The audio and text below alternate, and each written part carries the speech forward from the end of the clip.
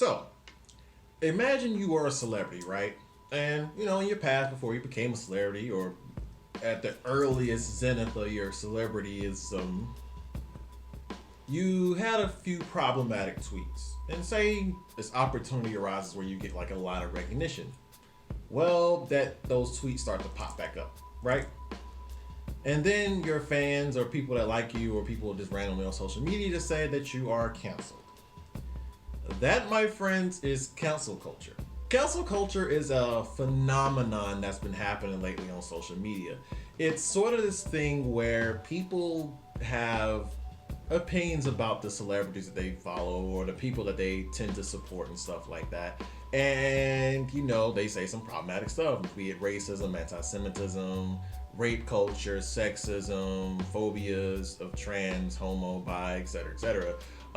And they say some problematic stuff or whatever at varying degrees. It can be as small as like a bad insensitive joke, or just like full on sharing those beliefs or whatever, or in situations where you have like sexual assault and stuff like that. Some people find cancel culture ineffectual. Some people find it apathetic towards people's growth and maturity. In my opinion, I don't really see it either way. In a lot of the articles I ended up looking up, we kind of were on this really binary field when cancel culture is just a thing. It's nothing so serious to where anybody's career is actually under effect. Only people that have actually been affected by cancel culture in a major way is Roseanne Barr and James Gunn. And at the end of that, both of them kind of just had more corporate issues than anything else in actual cancel culture. And nor do I really find it apathetic. The main thing I notice when it comes to cancel culture is people's problem with, taking things too seriously. What ends up happening in a lot of these things is people assume that cancel culture is some type of form of mob mentality, which I can honestly see. The thing is, it's less mob mentality and more just a reactionary response to someone saying something that they disagree with. We live in a more socially aware age and time where we're more able to pick up on microaggressions and things of that nature that people spout out, regardless of what time period that they said it in. Take Kevin Hart, for example, and it's the example I'm going to be using a lot in this video. Kevin Hart had a history of making some really terrible and bad taste gay jokes. With those gay jokes, he ended up having a backlash early this year and late last year where it pretty much cost him his job at the Academy. Now, some people defended Kevin Hart saying, comedy is about this and da-da-da-da, and then some people got mad that people were trying to ruin his career. Truth of the matter is with celebrityism that you have a platform. Platforms are very important in today's age because we don't want people in certain positions to actually spat out bad ideas. And the thing is, with cancel culture is that it's pretty much an accountability check. That accountability being, will you be spreading out bad ideas when you have a platform and end up propagating those ideas? That's literally all cancel culture is really about for those that are counseling people. Now, for the people that say it's kind of like anti-education and it's not helping people learn and get better and stuff like that, to be honest, a lot of people canceling aren't in positions to actually teach those people. You think I can just go to Kevin Hart one day and just say, hey, that joke was bad, man? Nah, I'm not in that position. Don Lemon was actually in the perfect position to do that. Or for any other celebrity, Louis C.K., Aziz Ansari, Roseanne Barr, R. Kelly, Harvey Weinstein. But actually, let's cut off from there really quickly. What about R. Kelly and Harvey Weinstein? Well, I think for both of those people, there's actually movements against them. They have documentaries that have actual people in power trying to stop what they're doing. That's the difference between cancel culture and like the Me Too movement, for example. Me Too is actually a movement and an organization of trying to actually get people canceled. Cancel culture is more so a bunch of people on the internet saying, I don't fuck with you anymore. And that's the real core difference between the two and a lot of people's issues with cancel culture. They feel like it's ineffectual, but it's not meant to be an affecting movement.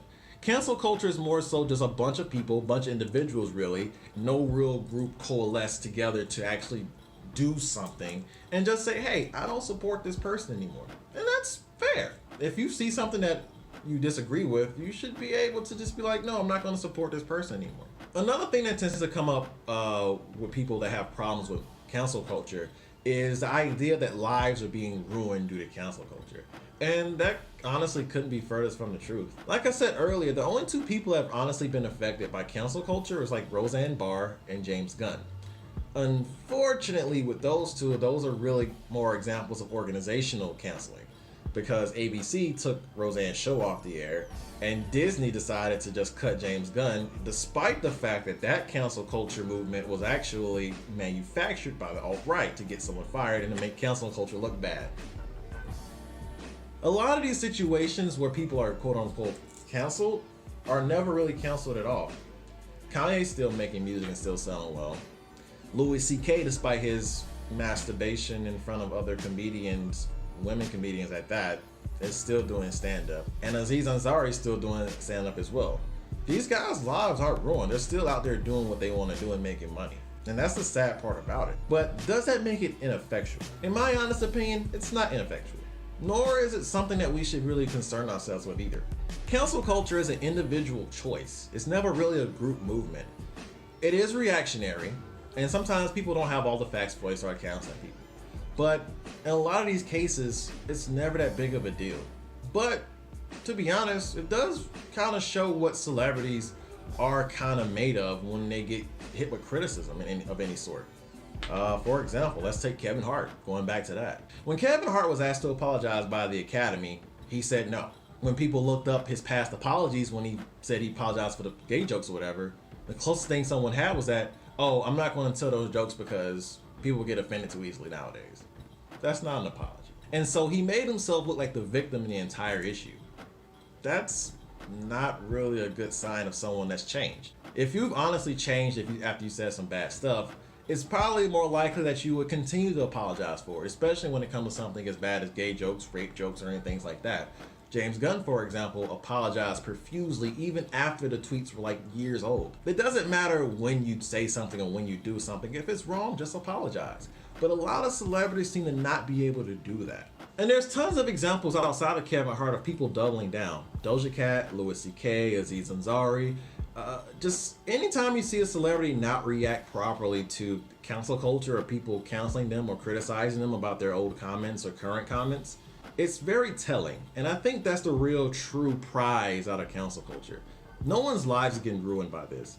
At the same time, celebrities not knowing how to react is ruining themselves.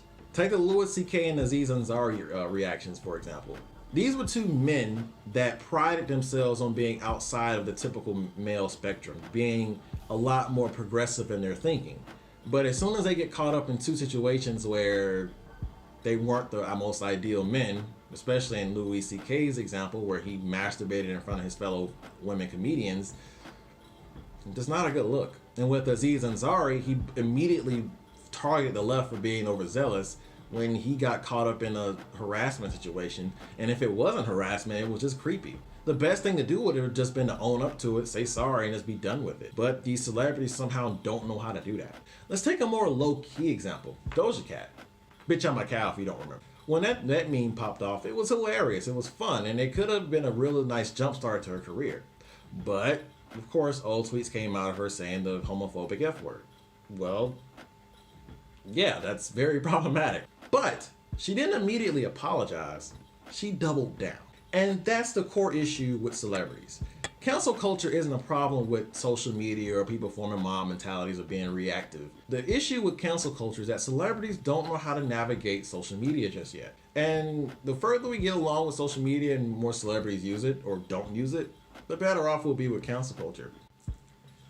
Now, to counter the Doja Cat example and some of the other bad examples we use, let's use two other people. Brother Nature and Emma Watson. Of course, on two completely different spectrums when it comes to problematic stuff. But Emma Watson was accused of not being very intersectional when she called out feminism and said Beyonce was not a really good symbol of feminism. After she called out, she pretty much apologized immediately and improved her message from then on out. Now, there's people that still consider her anti-feminist or anti-womanist or anti-black, but at the end of the day, she apologized and started working on her platform. Brother Nature was another example, a huge, basically, Twitter meme at this point, but had some very problematic tweets in the past. What he did was close his account, chilled out for a minute, let most of the tide go by, and just said, hey, I'm sorry. And he's done it better than most celebrities that I've ever seen do anything. It's just that simple. Just say you're sorry, or just apologize, or just say, hey, I'm a better person. It doesn't take a lot. You don't have to double down on old belief, nor do you have to justify your old what you said. Just apologize. A lot of these people still carry the same beliefs regardless. I don't know why they continue to just dig their own graves at this point. The sad thing about a lot of these celebrities when it comes to cancel culture is that it's never just one thing. If you look at any of the examples I posted, Kevin Hart has had examples of not wanting to apologize and doubling down on things, and it continues to crop back up. Roseanne Barr continues to be racist and anti-Semitic. Gina Rodriguez, for example, is another example where she kind of jumped in and kind of all lives matter every conversation, or tried to make her seem like the worst off, and her and the Latina race worst off in front of black women, and try to it wasn't a good look. And then she jumped on Sway in the Morning, which made everything's reactionary online. People canceling other people is reactionary, regardless if we have the facts or not. And people getting upset at cancel culture is also reactionary. So it seems that everyone's being reactionary about everything, right? Well, I think I know the solution to that. Take a step back, please. It's not that serious half the time, and a lot of times these people's lives will not be affected by it. The only thing that does come out of it is seeing how these celebrities react to when people actually criticize them. We can't educate these people. We're not in the position. Other celebrities will have to come out and say things about it. For most people, I also don't think it's a thing for ruining people's lives. It's more so just to say, hey, I'm not going to stand behind it. And it's an individual choice. It's not people just following hype and canceling just because, that everybody cancels him, I'm gonna cancel him too. I honestly don't believe that. To a degree. It's more along the lines of people just not wanting to support trash anymore, or trash comments, or trash beliefs anymore. And that should be a good thing. A lot of the stuff that people say with these platforms ends up propagating in other bad beliefs.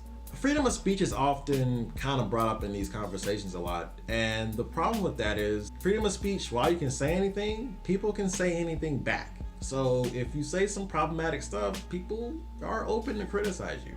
That's just the deal. The real prize of cancel culture, in my opinion, is actually the fact that we get to see how these celebrities and people with platforms tend to react to their problematic tweets.